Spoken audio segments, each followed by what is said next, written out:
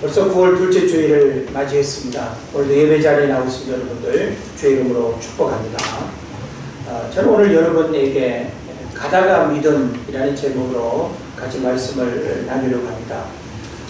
주중에 새벽 시간 본문의 말씀을 어느 날 이렇게 전하면서 참 은혜가 되었어요. 오다가 믿음도 아니고 가다가 믿음. 얼핏 우리가 조금 이해하기 어렵지만 믿음의 여러 어떤 종류와 믿음을 우리가 이야기할 때 진짜 믿음이 무엇인가 라고 하는 사실을 우리가 이 가다가 믿음이라고 하는 표현에서 우리가 배울 수 있습니다. 그래서 지금까지 우리가 믿음 생활을 해오고 있고 앞으로도 우리가 믿음 생활을 또 계속 이어가야 되는 이런 또 인생 속에서 우리가 어떤 믿음을 가져야 될 것인가, 정말 주님이 우리에게 요구하시는 참 믿음이 무엇인가 라고 하는 사실을 오늘 말씀 속에서 생각해 보려고 합니다. 피그말리온 효과라고 하는 말이 있습니다. 피그말리온 효과라고 하는 것은 정신을 집중해서 어떠한 것을 간절히 소망하면 불가능한 일도 실현된다는 교육 심리적 용어입니다. 그래서 이 피그말리온 효과라고 하는 이 말은 사람 이름이기도 한데 그리스 로마 신화에 나오는 왕이면서 조각가인 피그말리온에 대한 그 유래를 우리가 좀 잠시 살펴볼 필요가 있습니다. 피그말리온이라고 하는 이 사람은 왕이었고 또 조각가였어요.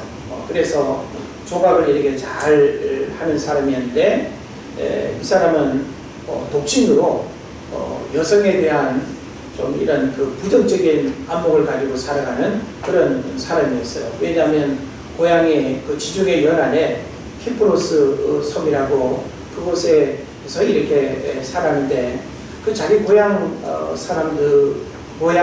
사람들은 특히 여자들이 이 몸의 정절을 이렇게 지키지 아니하고 몸을 쉽게 이렇게 외주고처럼 탈구하는 그런 이제 여인들이었어요. 그래서 이 피그말리온은 나는 저런 여자와 이렇게 만나지 않을 거야, 결혼하지 않을 거야. 그러면서 여자가 자신에게 이렇게 주는 그 부정적인 이미지 까닭에 피그말리온은 혼자 이렇게 독신으로 지내게 됩니다. 그러다가 이제 그가 조각을 이렇게 하게 되는데 아주 아름다운 여인을 이렇게 조각을 하게 된 거예요. 그래서 조각을 다 이렇게 마치고 나니까 그 조각상의 여인이 얼마나 이렇게 아름답고 순수하게 보이는지, 정말 그 조각한 여인이 나와 결혼해서 나와 일평생 살았으면 좋겠다 싶을 만큼 너무나 아름다운 여인으로 조각이 된 겁니다. 그러나 현실은 뭐 그 아름다운 여인은 조각품에 불과하니까 얼마나 이렇게 답답하겠어요. 그래서 어느 날 키프로스 자기 고향 섬에서 그 아프로디테 여신에게 이렇게 그 드리는 제사와 축제가 있었어요. 그래서 거기를 참석하게 되면서 그 신에게 이제 그 자기가 조각한 그 여인과 같은 그런 순수하고 아름다운 여인을 만나게 해달라고 이렇게 기도를 하게 됩니다. 그래서 아프로디테 그 여신이 정말 그 조각상의 그 여인을 이렇게 사랑하는 그 마음에 이렇게 감동이 돼가지고 이제 그 소원을 들어주게 되는 거죠. 그래서 이 피그말리온이 이제 돌아와서 자기가 그 조각한 그 여인상에 입을 맞추자 갑자기 그 여인상이 심장이 막 뛰면서 혈색이 막 그냥 살아있는 사람처럼 이렇게 바뀌면서 진짜 살아있는 사람으로 자기 눈앞에 이렇게 이제 나타난 거예요. 그래서 너무 있을 수 없는 일이지만 자기가 그렇게 간절히 그 조각상의 여인을 사랑하고 흠모했는데 눈앞에 진짜 여인으로 나타난 거죠. 그래가지고 그 여인과 이렇게 결혼해서 몇 명의 아이들을 낳고 살았다라고 이제 그런 이야기입니다. 그래서 이 피그말리온 효과라고 하는 것은 교육에도 또 인간관계에도, 또 우리가 살아가는 모든 일에도 우리가 어떤 일들을 간절히 원하고 기대하면, 긍정적으로 우리가 어떤 일들을 바라보면 그것이 그대로 이루어진다라고 하는 이제 맥락에서 피그마리온 효과라고 하는 이제 말이 나온 거예요. 그래서 교육 현장에서도 실제 이 피그마리온 효과라고 하는 부분을 이제 학생들에게 이렇게 적용하기도 하고, 내가 긍정적인 기대를 하면 긍정적인 결과가 일어난다라고 하는 이제 그런 의미로 이런 이제 그 용어들이 있는 것입니다. 그런데 이 피그마리온 효과와 반대되는 그 말이 있는데, 골렘 효과라고 하는 말이 있습니다. 이 골렘 효과라고 하는 말은 부정적인 기대가 부정적인 결과를 낳는다는 역시 교육 심리학적 용어가 되는 겁니다. 자, 그래서 이 골렘 효과라고 하는 말은 뭔가 하면, 내가 자녀들을 바라볼 때, 혹은 또 남편이나 아내를 바라볼 때, 우리가 인간관계에서 내가 마음속으로 뭔가 불편한 마음을 가지고 너는 틀렸어. 예, 그냥 X하고 너는 더 이상 희망이 없어. 내가 너에게 뭘 기대하겠어.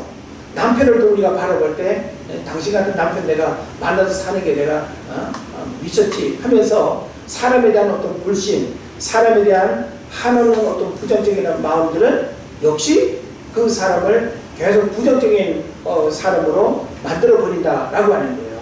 그러니까 사람이 마음먹기에 달렸다라고 하는 이제 부분도 있습니다만은, 이렇게 내가 무엇을 긍정하게 될 때 긍정의 결과도 일어나지만, 내가 또 어떤 사물이나 상황이나 사람에 대해서 내가 부정적인 생각을 갖게 되면 내가 그것을 말하지 않았는데도 불구하고 그렇게 되어진다는 거예요.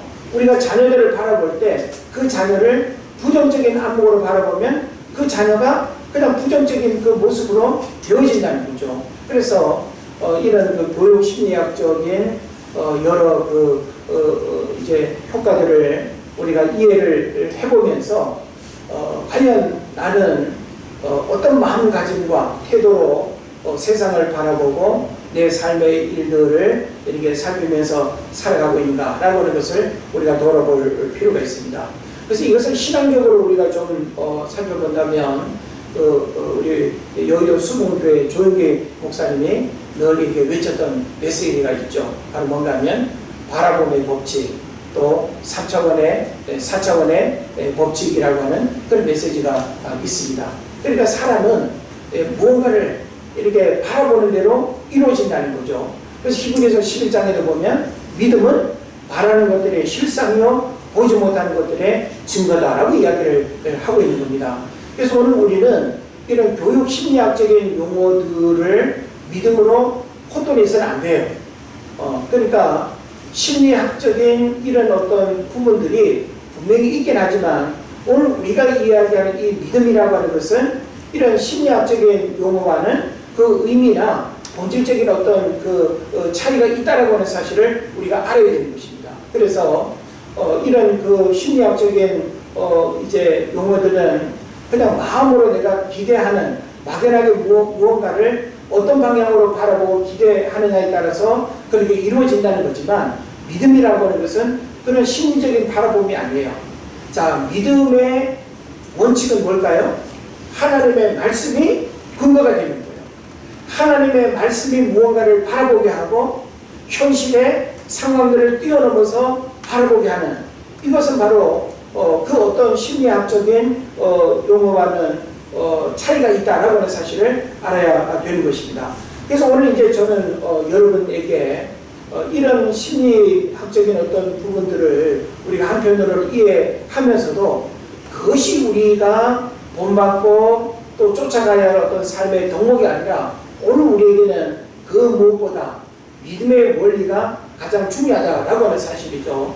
그래서 오늘 우리가 믿음을 이야기할 때 바로 이 가다가 믿음이라고 하는 것이 굉장히 중요한 거예요.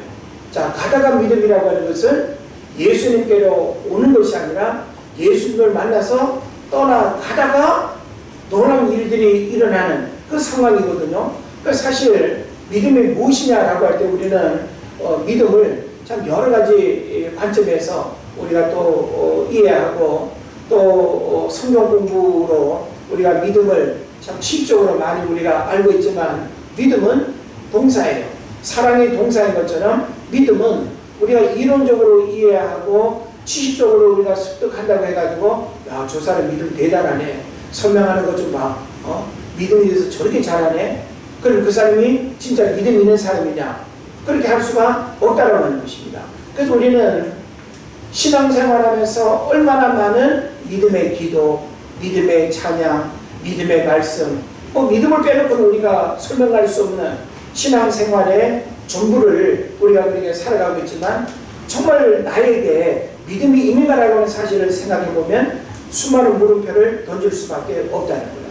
저는 목회적으로도 우리의 신앙의 모습을 보면 직분, 연륜 상관없이 정말 믿음에 있어서 참 고민할 수밖에 없는 그런 부분들이 너무나 많아요.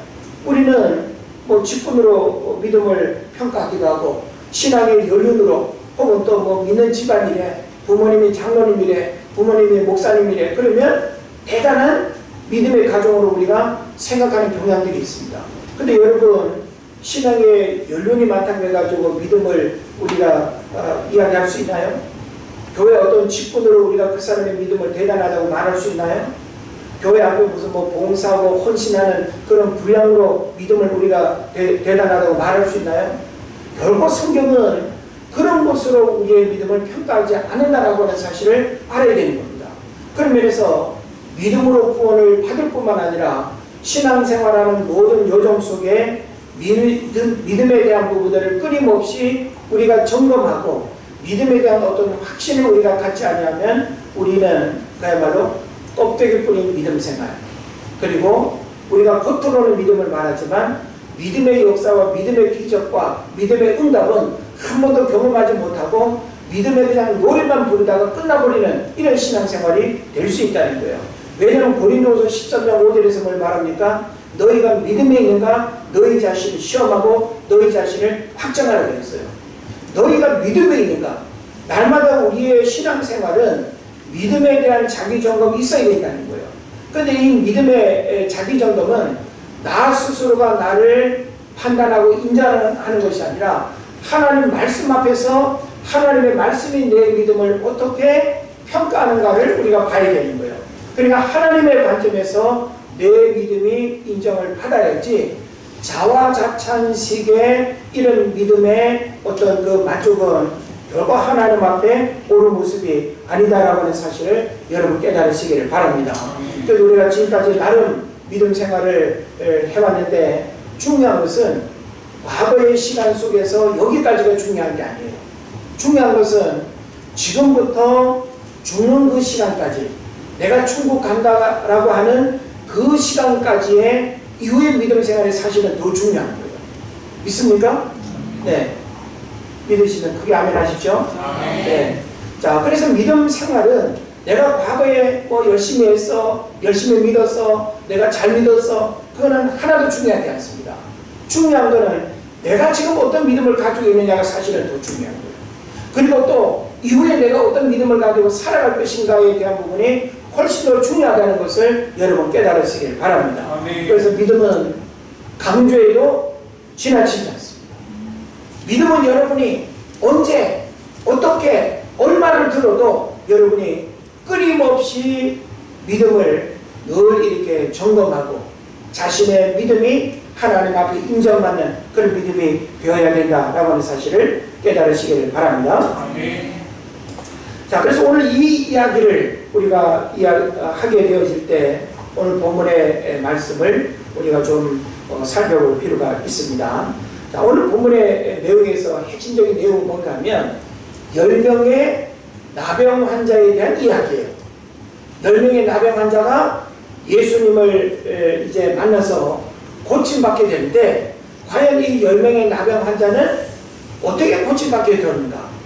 고침받은 그 비결을 우리가 말씀을 통해서 살펴보고 오늘 우리도 이런 나병과 같은 심각한 인생의 문제를 가지고 우리가 살아간다고 할 때 이 문제를 우리가 하나님 앞에서 어떻게 극복하고 해결받을 것인가라고 하는 것은 동일한 어떤 맥락에서 우리가 살펴봐야 할 아주 중요한 메시지가 되는 것입니다.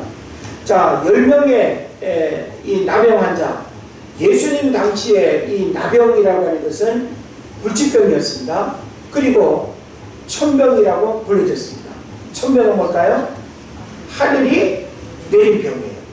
그러니까 하늘이 내린 병이기 때문에 이거는 땅에서 혹은 사람이 고칠 수 없는 병이에요. 그러니까 나병에 걸렸다라고 하는 것은 이거는 더 이상 희망을 가질 수 없는, 더 이상 내가 행복할 수 없는, 더 이상 내 삶의 어떤 목적을 이루어갈 수 없는, 이게 이제 바로 나병이 되는 것입니다. 그래서 하늘이 내리는 병을 사람이 고칠 수 없다는 절망과 불행이 삶을 덮치는 것이죠. 그래서 나병의 증상이 나타나면 제사장에게 몸을 보이게 됩니다. 어느 날 내 몸에 뭔가 가렵고 막 피고름이 나고 막 통증이 느껴지지 않고 막 눈썹이 다 빠지고 이러면 이상하네?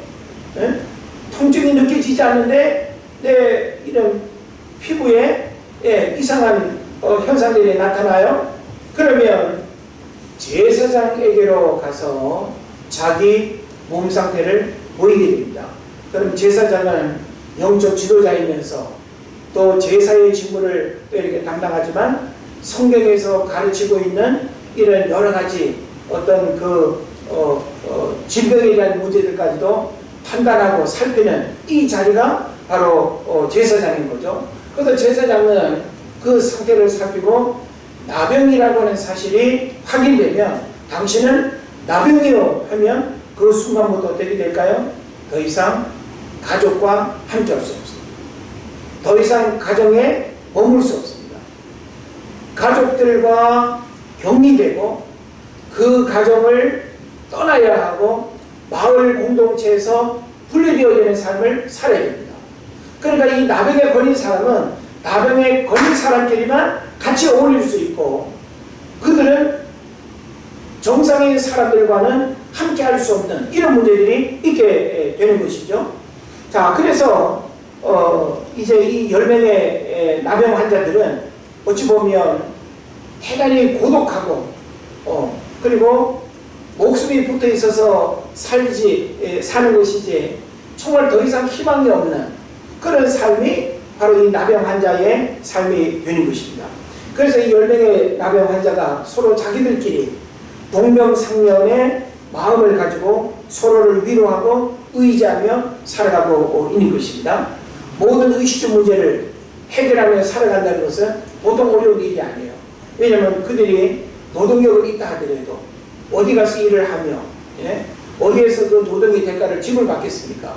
그러니까 자기들끼리 먹고 살아야 된다는 하는 그 자체가 보통이 아니죠. 그래서 이제 이들에게 있어서는 이 나병이라고 하는 문제를 해결하지 아니하고서는 그들이 행복할 수 있는 기회가 주어지지 않는 것입니다. 그런데 어느 날 그들에게 예수님에 대한 소문을 듣게 됩니다. 예수님에 대한 어떤 소문을 듣게 됐을까요? 예수님을 만나기만 한다면 예수님은 모든 질병을 고친다라고 하는 그런 소식을 듣게 되는 거죠. 자, 여러분도 몸이 아파서 이 병원 가도 안 되고 저 병원 가도 안 된다라고 할 때 어디 가서 누굴 만나고 어떤 약을 먹으면 고친다라고 할 때 거기에 마음이 안 갈 사람이 있겠어요? 그 누구도 고칠 수 없는 그 어떤 문제를 누군가가 고칠 수 있다라고 하는 사람이 있을 때 뭘로 고치든지 사람은 고치고자 하는 그 지푸라기를 잡는 그런 심정의 마음들을 가질 수밖에 없는 것입니다. 그래서 이 절망적인 삶 속에서 이보다 희망적인 소식은 없는 것이죠. 그런데 문제는 뭐예요? 그들이 예수님을 찾아갈 수 없다라고 하는 거예요. 그러니까 언제 그 예수님을 만날 수 있을지 학수고대하는 이것은 그들이 매일매일 살아가야 하는 삶의 이유이기도 하고 목적이기도 한 것입니다. 그런데 희소식이 들려옵니다. 뭘까요? 바로 그들이 머물고 있는 그 지역에 예수님이 지나가신다라고 하는 것이죠.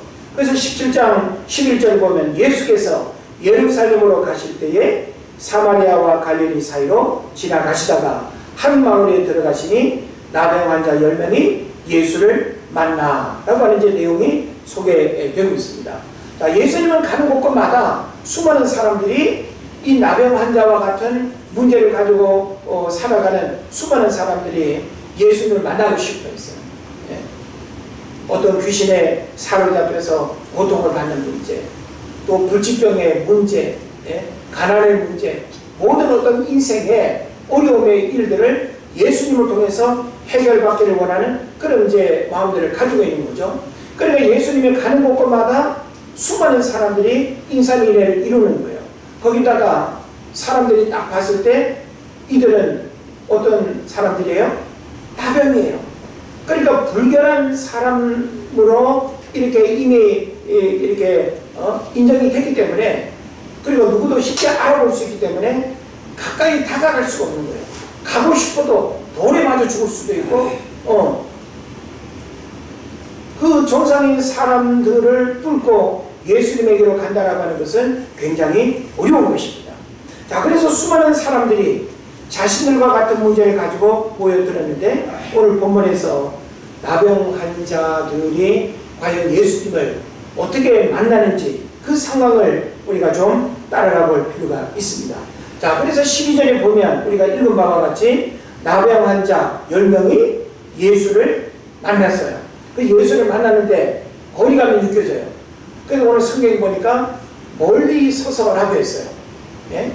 그러니까 사실 이 절박한 어떤 상태로만 보면 사람들을 해칠 곳이라도 예수님 앞에 이렇게 가야 되는데, 지금 그들은 지금 멀찌감치 예수님이 어디에 계신지 동선을 통해서는 보여지는 거예요. 그러니까 예수님에게 가까이 갈 수 없는 그런 문제 가운데 지금 있는 겁니다. 그래서 그들이 멀리 서서, 그러니까 어찌 보면 참 예수님을 이렇게 만날 수도 있고 만날 수도 없는 이런 아주 상황이 지금 연출이 되고 있는 거예요. 여러분이 지금 여기 멀리 서서라고 하는 이 상황을 보면 예수님을 만날 가능성이 보이십니까? 안 보이죠? 차치 그냥 예수님의 수많은 또 무리들 속에 그냥 사라질 수도 있는 이런 데 상황이 되는 거죠. 그런데 이런 상황에서 13절에 보면 10명의 나병 환자들이 아마 한 사람이 아니라 10명이 같이 소리를 모아가지고 소리를 높였는지도 모르겠어요. 그래서 보니까 소리를 높여 이르되 그랬어요. 뭐라고 소리를 쳤죠? 예수 선생님이요. 자, 사람들이 모여든 그 소음 속에 한 사람의 목소리는 어찌 보면 표시가 안 날 수도 있어요. 예? 그냥 단순한 소음으로 그냥 묻혀버릴 수도 있지 않겠습니까?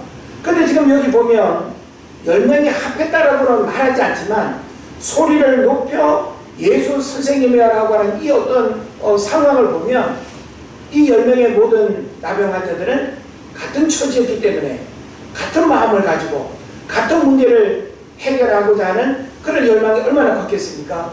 그러니까 이거는 이신전신 그냥 한마음이 될 수밖에 없는, 그래서 예수님을 향해서 소리를 높여서 부르는 거예요. 예수 선생님이요. 자, 여기서 우리는 중요한 메시지를 하나 생각할 수 있어야 됩니다. 이 소리를 높였다라고 하는 것은 우리가 하나님을 향하여 부르짖는 기도와도 같은 거예요. 우리는 하나님 앞에 여러분 어떻게 기도하십니까? 소리를 높인다라고 하는 것은 단순히 목소리의 하이톤을 말하는 게 아니에요.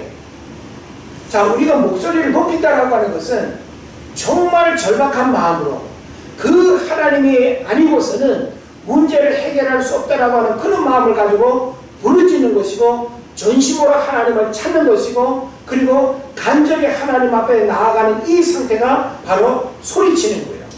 오늘날 많은 현대인들이 하나님을 너무 고상하게 믿어요. 기도도 너무 고상하게 기도해요. 이 얘기는 뭡니까? 우리가 하나님 앞에 이런 심정을 가지고 우리가 소리치는 그런 어떤 기도가 우리에게 있어야 되는데, 우리의 기도가 메아리에 불과하고 하나님의 보좌를 움직이고 하나님을 감동시키는 믿음의 기도로 소리쳐야 되는데, 우리의 기도가 너무나 그냥 메아리에 머무는 그런 기도가 된다고 한다면 우리의 기도는 아무 의미가 없는 것입니다. 여러분이 작전 기도가 됐건 새벽 기도가 됐건 금식 기도가 됐건 어떤 기도가 됐건 우리의 기도는 하나님이 들으실 수 있도록 소리치는 기도해야 된다라고 하는 사실을 여러분 깨달으시길 바랍니다. 그래서 우리는 하나님 앞에 기도할 때 하나님, 이 기도를 하나님이 들어주지 아니하시면 나는 이 나병으로 일평생 고통 가운데 신음하며 살아갈 수밖에 없습니다. 오직 하나님만이 이 문제를 해결할 수 있다라고 하는 마음을 가지고 우리가 전심으로 하나님을 향하여 부르짖는 그런 기도가 되어야 될 줄을 믿습니다. 그래서 예수 선생님이요, 적어도 이 10명의 나병 환자들은 예수님을 메시아로 인식하기보다는 그냥 육신의 질병을 고쳐주시는 분으로만 이해를 하는 거예요. 예수 선생님이요. 예? 그래서 그들은 들어서 알고 있는 이 이름만 그들이 부르짖고 있는 것입니다. 그래서 그들이 무엇을 호소하고 있죠? 나를 불쌍히 여기소서. 나를 불쌍히 여기소서. 자, 이것은 신앙생활에 있어서 굉장히 중요한 표현이에요. 자, 우리가 사람에게 도움을 주는 것도 불쌍히 여김이 느껴질 때 우리가 도움을 줄 수 있어요. 예? 나를 찾아오는 거지도, 예? 내가 불쌍히 여겨지는 마음이 들지 않으면 내가 줄 수 있는 게 있어도 안 줘요. 이것은 바로 뭘 말하는가 하면 하나님도 우리를 바라보실 때 우리가 거만하고 교만하고 뻔뻔스럽고 이번에는 하나님 앞에 기도하고 도움을 요청하는데 여전히 절박한 마음이 없고 하나님이 내 삶을 바라보고 기도하는 나를 바라볼 때 하나님이 나를 불쌍히 여길 수 있는 그런 마음이 우리에게 필요하다는 거예요. 우리는 옷을 지저분한 걸 입고 추하게 입고 하나님 내 이미지를 보십시오. 내가 얼마나 추합니까? 우리는 외모적 어떤 모습으로 하나님 앞에 불쌍히 여김을 받는 게 아니에요. 여기서 불쌍히 여기소서라고 하는 이 의미는 마태복음 5장에서 그 팔복의 메시지 가운데 심령이 가난한 자는 복이 아니라고 했습니다. 이 심령이 가난하다라고 하는 상태, 이게 바로 뭘까요? 바로 여기서 심령이 가난하다라고 할 때 이 가난이라고 하는 것은 푸토코스라고 하는 단어를 쓰는데 절대적 빈궁을 말하는 거예요. 다시 말하면 하나님이 아니면 내가 먹고 살 수 있는, 내가 살아갈 수 있는 힘이 아무것도 없다라고 하는 사실을 고백하는 거예요. 내가 뭔가 감춰놓고 하나님이 아니어도 내가 얼마나 살 수 있고 내가 누군가를 찾아갈 수 있고 도움을 받을 수 있고 이런 여지가 남아있는 상태에서의 가난은 진짜 가난이 아니라는 거예요. 예? 그러니까 우리가 하나님 앞에 불쌍히 여기소서라고 이렇게 부르짖는 이거는 우리의 삶 전체를 하나님 앞에 고백하고 엎드리는 거예요. 그래서 우리가 복음서에서 예수님이 수많은 사람들을 고치고 오병이의 기적들을 일으키고 안지병이를 일으키고 할 때 보면 예수님이 그 사람을 혹은 그 무리들을 민망히 여기사 혹은 불쌍히 여기사라고 하는 표현이 항상 앞에 나옵니다. 수많은 사람들이 예수님을 찾아와도 예수님이 일방적으로 도움을 요청하는 사람들을 다 툭툭툭 치면서 고쳐주는 것이 아니라 그들을 바라보시면서 불쌍히 여겨지는 사람에게만 하나님이 기적을 행하셨어요. 예? 그럼 오늘날 우리에게도 하나님 앞에 이 모양 저 모양 신앙 고백과 선한 어떤 열심들을 우리가 가지고 있어도 우리 스스로의 열심 까닭에 응답하는 것이 아니라 하나님의 내 삶을 바라볼 때 내 사업장을 하나님이 불쌍히 여겨야 돼요. 우리의 가정을 하나님이 불쌍히 여겨야 돼요. 하나님이 여러분의 자녀들을 불쌍히 여기게 될 때 여러분의 자녀들이 하나님의 강한 손 표심팔에 의한 놀라운 축복과 은혜를 경험하게 되는 것입니다. 그래서 우리가 하나님 앞에 불쌍히 여김을 받는 것은 굉장히 중요한 거예요. 여러분의 외모적인 옷차림으로가 아니라 여러분 마음의 중심이 내가 하나님을 절대적으로 찾고 의지하고 그 하나님이 아니라면 내가 살아갈 수 없다라고 하는 이 절대적 빈궁의 상태를 여러분이 고백하게 될 때 그 하나님이 우리를 불쌍히 여기신다. 할렐루야. 아멘. 네. 그래서 이제 이 10명의 나병 환자들은 나를 불쌍히 여기소서 이걸 이야기하는 거예요. 그들은 내가 지금 나병에 걸렸어요 이걸 말하지 않아요. 내가 지금 나병 때문에 지금 죽겠어요 이걸 얘기하는 것도 아니에요. 나 지금 나병 때문에 빨리 고침받고 집에 돌아가고 싶어 이런 현실적인 그런 걸 얘기하는 것도 아니에요. 나를 불쌍히 여기소서 이 단어 속에는 현실적으로 내가 하고 싶고 누리고 싶은 그런 구체적인 내용들이 있어요 없어요? 없어요. 이거는 우리 영혼의 상태를 하나님 앞에 고백하는 거예요. 내 영혼의 상태가 하나님 앞에 불쌍히 여김을 받기만 하면 여러분이 은혜 받고 축복받는 주인공이 되는 거예요. 네.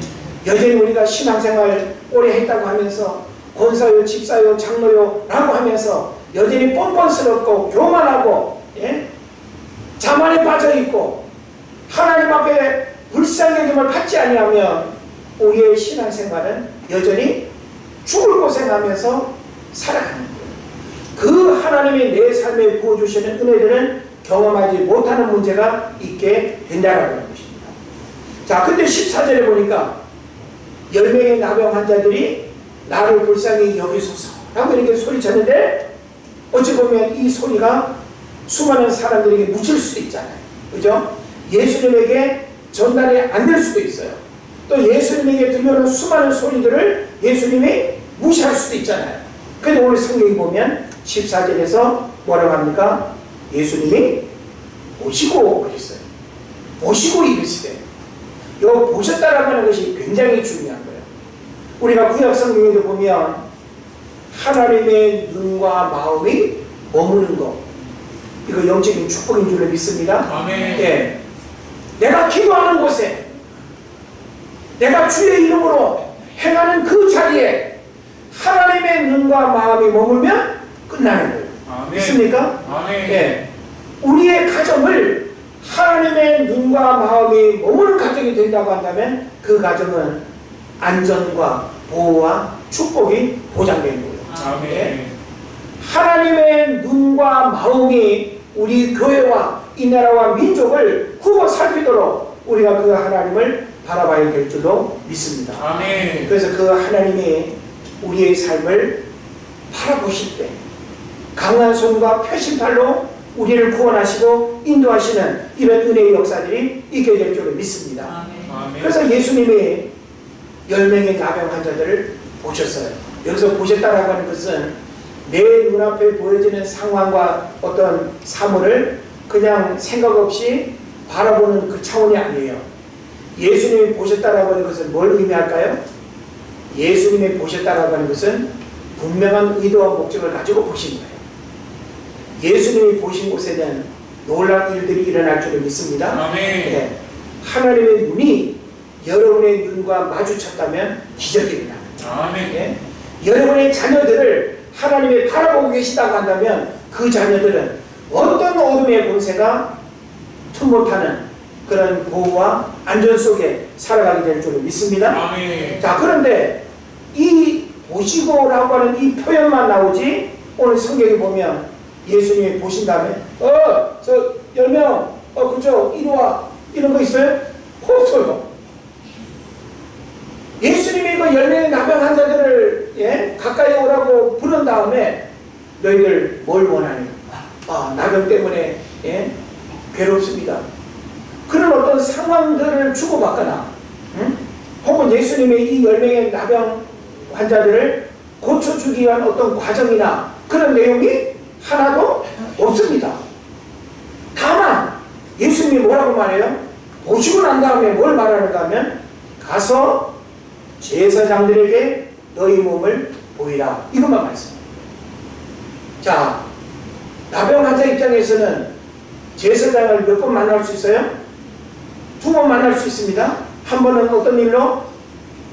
나병 상태를 확인받기 위해서 한 번 만날 수 있죠. 그리고 또 한 번 만날 수 있는 기회가 주어진다면 그것은 나병이 내 몸에서 사라진 상태에서 확인받으려고 내가 제사장을 또 만날 수 있는 거예요.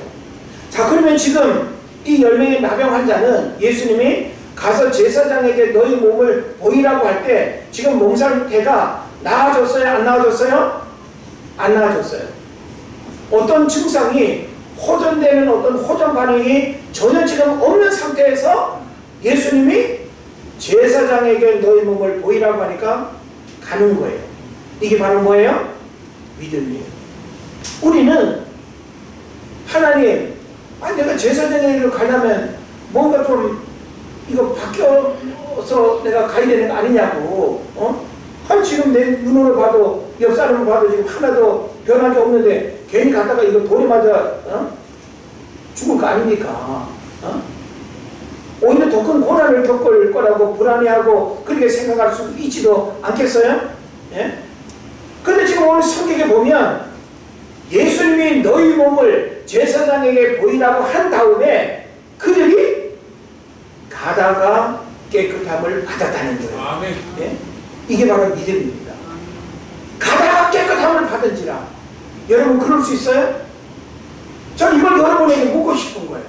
예? 우리가 믿음을 이야기하고 믿음 생활을 한다고 하면서 우리는 하나님 저에게 증거를 보여주세요.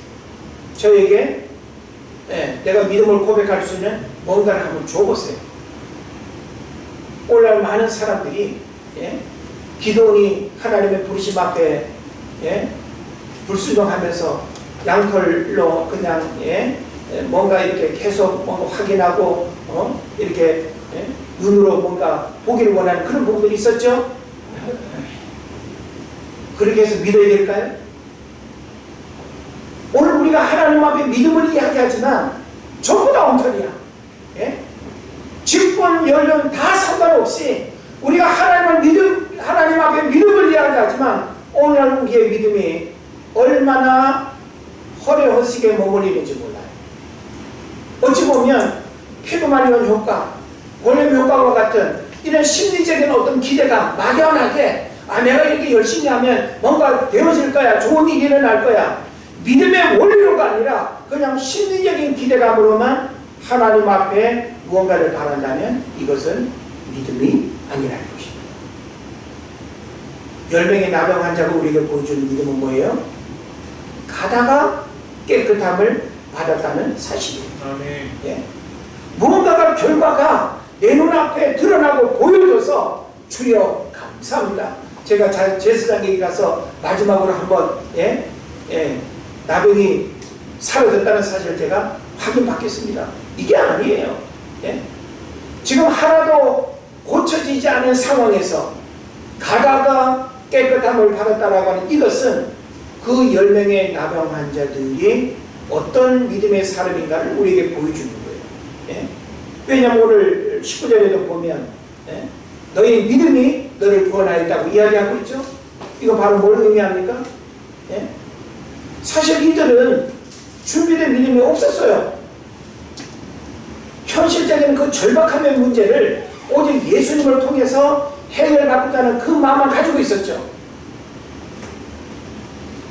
그러나 그들이 예수님을 만났을 때 예수님의 그 말씀하심에 의심하지 아니하고 그대로 믿고 순종할 때 바로 역사가 일어났다라고 하는 사실입니다. 자, 우리가 성경을 보면 진짜 믿음에 대한 이야기들이 많습니다.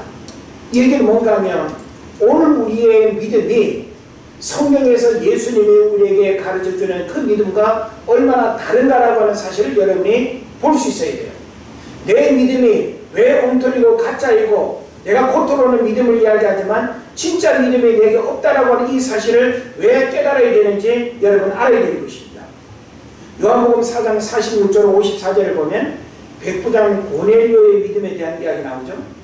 백부장 고넬료의 하인이 죽어갑니다.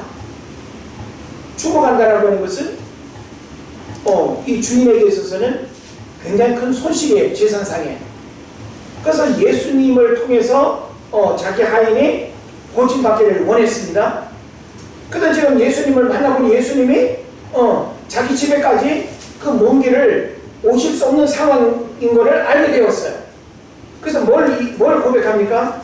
예수님, 굳이 우리 집에까지 오셔서 하인을 위해서 안수기도 하시고 막 고쳐 주시기 위해서 애쓰지 않아도 그냥 말씀만 하시면 낫겠다라고 하는 이 믿음을 이야기합니다.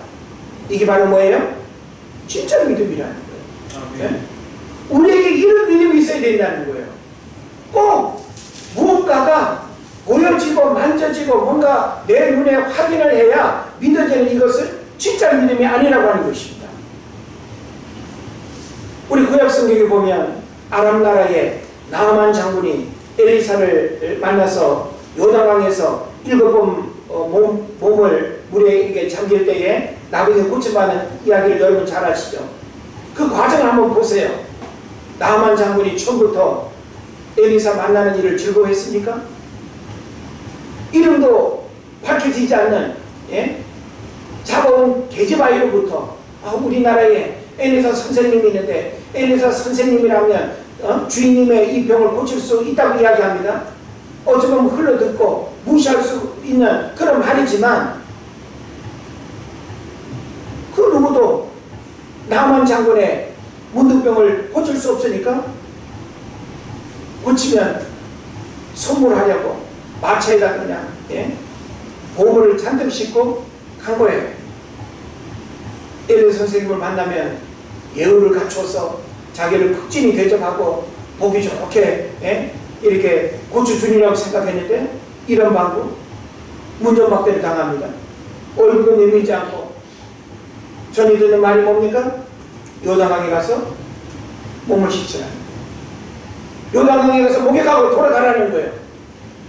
이건 어떤 면에서는 믿음으로 이해하고 받아들일 수 있는 행동이 아니었어요.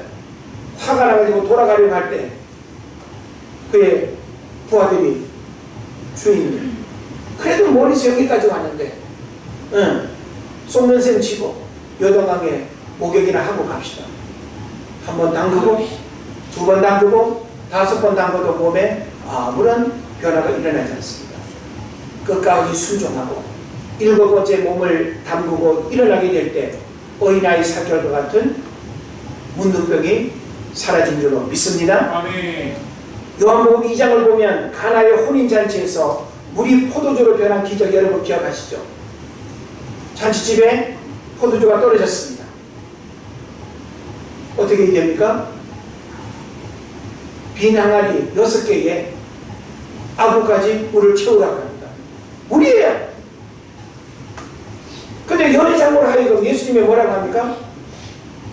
빈 항아리에 물을 채웠는데 그 물을 포도주를 원하는 그 잔치상에 배달하라는 거예요. 언제 포도주로 바뀌었습니까? 아구까지 채울 때? 아니에요. 물을 포도주로 바꾼 그 사건은 순종해서 그 항아리의 물을 떠서 가져갈 때 바뀐 줄을 믿습니다. 아멘. 이게 바로 믿음입니다. 그래서 우리가 성경을 보게 되면 또 베드로가 빈 그물을 싣고 절망 가운데 있을 때 예수님이 나타나서 배 오른편에 그물을 내리라고 하십니다. 자신의 경험과 인간의 수고를 다 내려놓고 내가 말씀에 의지하여 그물을 내린다고 이야기하고 있습니다. 어떤 일이 일어났죠? 자기 경험으로는 한 번도 그렇게 고기를 잡아본 적이 없는 그물이 찢어질 정도의 고기 잡는 역사가 일어났습니다. 핵심은 뭘까요? 우리 인간의 이성, 우리 인간의 경험, 내 모든 생각과 방법들을 내려놓고 오직 하나님의 말씀이기 때문에 내가 순종하는 것, 이게 바로 진짜 믿음입니다. 그래서 예수님이 우리에게 보여주는 기적은 항상 믿음이 원죄였습니다.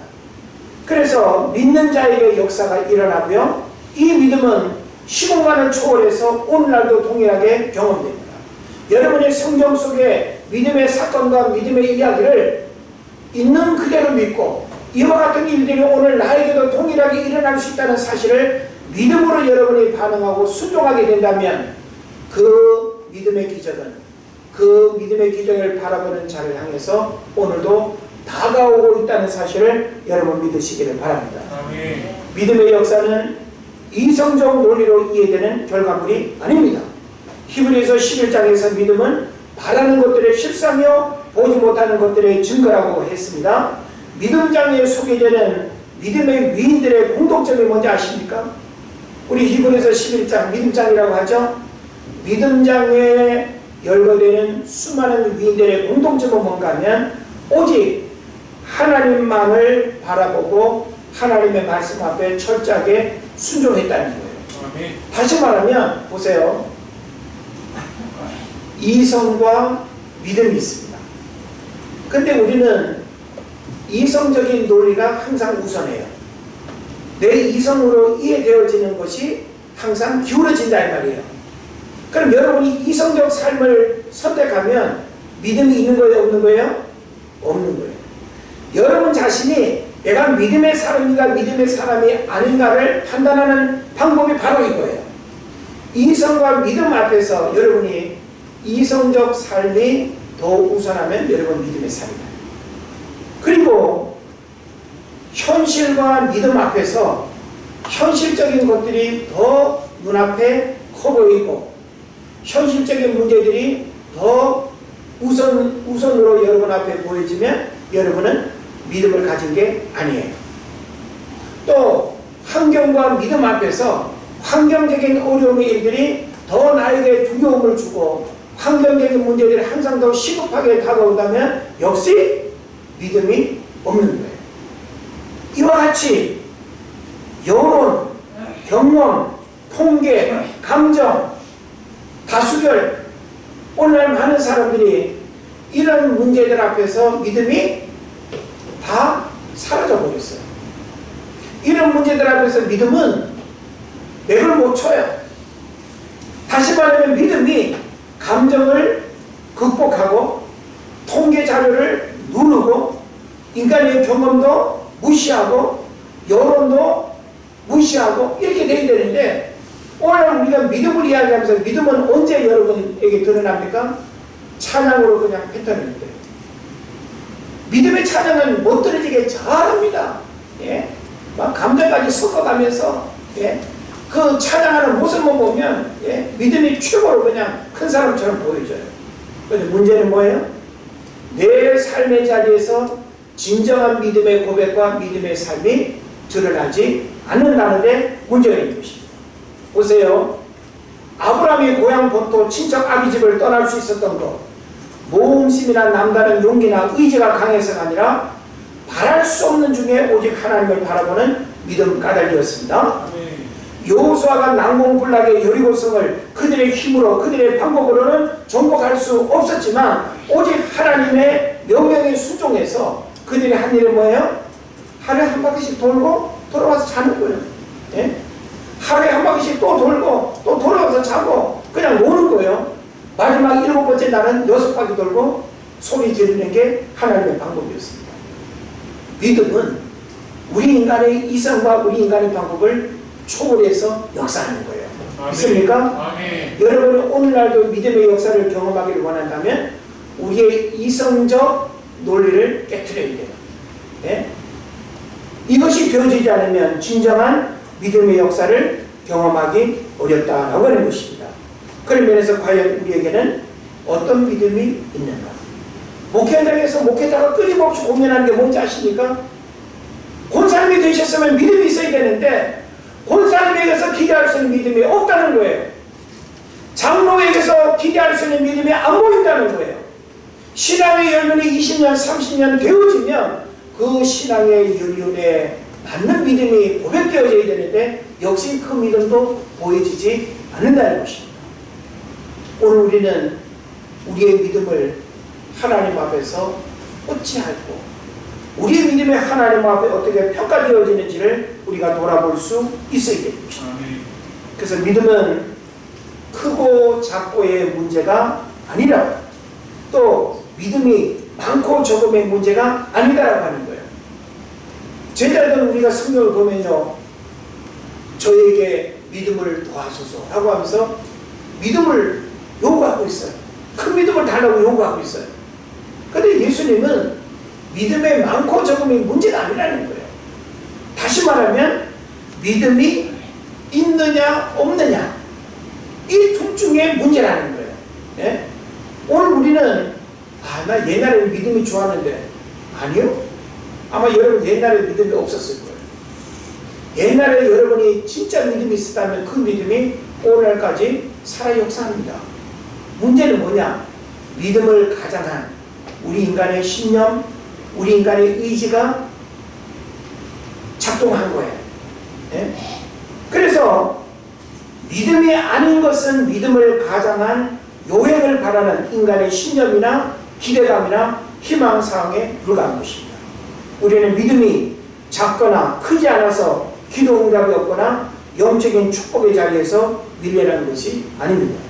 예수님은 우리에게 이 문제를 정확하게 언급하고 있어요. 뭐라고 말합니까? 겨자씨만한 믿음일지라도. 말씀하고 있죠? 겨자씨만하다는 건 뭐예요? 크기를 말씀하는 게 아니에요. 겨자씨만하다 할지라도 믿음만 있다고 한다면 이 산더러 명하여 바다에 빠투라고 명해도 빠져진다는 거예요. 예? 오늘 우리에게는 믿음의 크기가 아니라 믿음 자체가 없다는 것에 대해서 심각하게 고민이 됩니다. 예? 우리의 인간의 이성과 인간의 감정과 인간의 모든 방법들을 초월하는 그 믿음이 우리에게 있어야 된다라고 하는 것이죠. 그래서 오늘 본문 마지막 19절에 보면 예수님이 말씀하시기를 일어나 가라. 너의 믿음이 너를 구원하였다라고 말씀하십니다. 믿음을 크기로 설명해야 된다면 이 나병 환자들에게는 믿음을 크게 할 시간적 여유나 환경이 주어지지 않았습니다. 그러나 믿음의 기적은 바로 지금 여기에서 믿을 때 역사하는 것입니다. 순간적으로 믿는 역사가 일어날 때 기적은 일어나는 것입니다. 다시 말하면 여러분, 믿음은 뜸들이다가 어떤 과정 속에서 마지막 어느 순간에 팍 터지는, 이게 믿음이 아니에요. 자, 믿음 없는 사람이 어떤 집회를 참석했어요. 그 순간 말씀이 믿어지고 깨달아지고 그리고 믿음으로 내가 고백했어요. 그 순간 믿음이 역사가 일어나요. 예? 믿음은 내가 어제 믿음을 키워서 오늘 내가 믿음이 뭔가 터지는 게 아니라 내가 하나님의 말씀을 순간순간 바로 지금 여기에라고 하는 현실적인 그 시간에 내 믿음이 고백되어질 때 믿음의 역사가 일어나는 것입니다. 그래서 성경은 우리에게 교훈합니다. 먼저 믿는 자가 어떻게 돼요? 나중 되고, 나중 믿는 자가 먼저 되는 영적 원리가 바로 이것입니다. 네? 그래서 우리가 믿음 생활 오래 했다? 아니, 믿음 생활 오래 했다라고 하는 것은 교회를 그냥 오래 다녔다는 것과 같은 말이에요. 네? 중요한 것은 믿음 생활을 아무리 오래 해도, 신앙의 연륜과 직분을 여러분이 아무리 자랑해도 내가 믿음의 응답, 믿음의 기적, 믿음의 역사, 믿음의 축복을 경험하지 못했다고 한다면 우리의 믿음 생활은 심각한 물음표를 던져야 됩니다. 믿음이 아니고는 하나님을 기쁘게 할 수 없다고 했습니다. 고린도서 13장 5절에서는 너희 믿음을 날마다 어떻게 하라고 그랬어요? 확신하고 확장하라고 그랬어요. 다시 말하면 하나님 앞에 내 믿음이 인정받지 못하면서 신앙생활하는 이것은 가식적인 믿음일 수 있다고 하는 것을 성경이 가르치는 겁니다. 그래서 우리가 하나님 앞에 대단히 중요한 메시지 하나를 여러분이 이 시간 기억해야 됩니다. 그건 뭔가 하면 큰 믿음 달라고 기도하지 말아야 됩니다. 우리는 하나님 앞에 주님, 제가 지금 믿음이 작아서요 아무것도 못하거든요. 저에게 큰 믿음 주세요. 어떻게 큰 믿음이에요? 그냥 믿음만 있으면, 겨자씨만한 믿음일지라도 믿음만 있으면 기적이 일어난다고 했는데 우리는 자꾸 큰 믿음을 이야기해요. 어린아이라고 해서 믿음이 작습니까? 가난하다고 해서 믿음이 작습니까? 내가 질병 가운데 있다고 해서 믿음이 작습니까? 아니에요. 우리 신앙의 연륜과 직분과 우리의 상황과 상태는 믿음을 가늠하는 기준이 되지 못하는 것입니다. 오직 하나님의 말씀을 내가 어떻게 받아들이고 순종하느냐가 진짜 믿음을 이야기하는 겁니다. 아멘. 믿습니까? 아멘. 그래서 믿음의 많고 적음이 문제가 아니라 믿음 자체가 없는 것이 우리의 문제인 것입니다. 그래서 얄팍한 세상의 이치나 원리로 믿음을 해석하지 말아야 합니다. 성경은 믿는 대로 역사한다고 가르치고 있습니다. 10명의 남양 환자들처럼 믿음이 있기에 예수님의 말씀만 믿고 순종하여 제사장에게로 가다가 믿음의 축복의 경험되는 이런 은혜가 여러분들에게도 경험되기를 바랍니다. 그래서 가다가 믿음이라고 하는 이것이 어떤 결과를 보고 내가 고백을 하는 것이 아니라 하나님의 말씀이 그러함을 내가 믿고 가다가 기도하다가 삶의 자리로 여러분이 나가다가 열심히 일하다가 열심히 공부하다가 바로 기적이 일어나는 이런 역사들이 일어나기를 주의 이름으로 축원을 드립니다. 기도하겠습니다.